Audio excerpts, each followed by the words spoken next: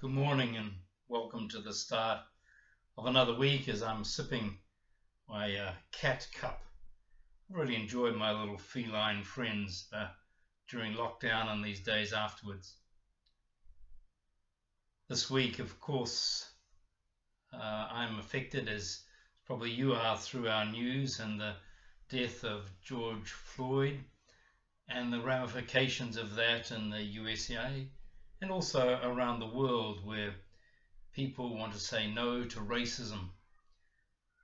Racism, as the World Council of Churches said many years ago, is a sin. It separates, distorts the goodness of creation, the togetherness, the connectivity.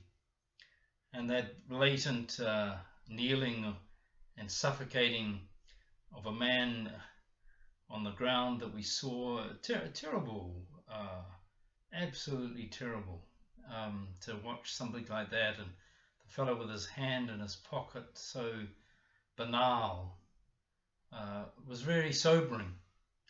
And as I've written in the Tuesday edition this week, I was in a webinar last week with a whole bunch of Americans, and they were reflecting on this and reflecting on the role of religion in helping keep racism alive, and the fact that that officer and the other officers probably went to church, as did probably the man on the ground. And how come the God of compassion, the Jesus stories of compassion, how come they don't dominate in the sort of way of relating to other people? Why does fear and loathing, ignorance, suspicion of others seem to dominate?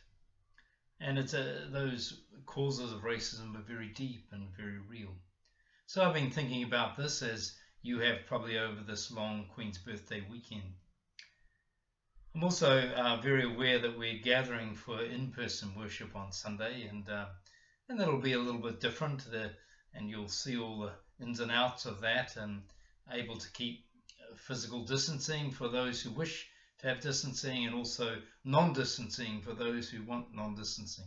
So we're trying to do both. Actually, there's a part in 1 Corinthians where St. Paul was dealing with one of these kind of issues in the early church of trying to keep people who thought one way together with people who thought another way, and trying to accommodate each other. Anyway, as we go into this week, I wish you and those you love all the best as our society starts to return a bit more to normal. And I've even had a haircut, kept a little bit of length at the back, just as, COVID kind of thing. And looking forward very much to seeing many of you again this coming Sunday. Blessings.